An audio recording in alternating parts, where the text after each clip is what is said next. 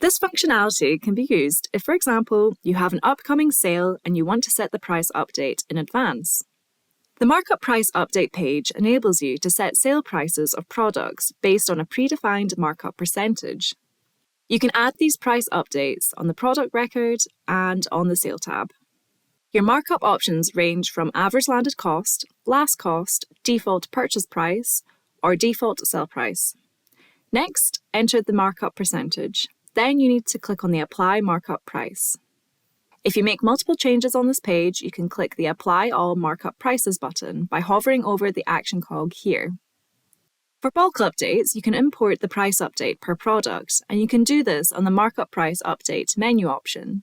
Use the filters at the top of the screen to narrow down your list of products, for example, by product group. So let's view our lager beer group. To view previous updates made, open up the Log button. Let's export this list and then make updates to one of our products. For this example, I'll update the AUD and USD stockist sale prices and mark them up on average landed cost. You can then save this as a CSV file and then import it back to Unleashed. When you return to the Markup Price Update page, you will need to select the relevant price tiers to be updated from the field on the top right-hand side of the page. I'll select all price tiers for this example and click Update. You will then see that the price tiers for the Golden Lager 6-pack in our example have been updated.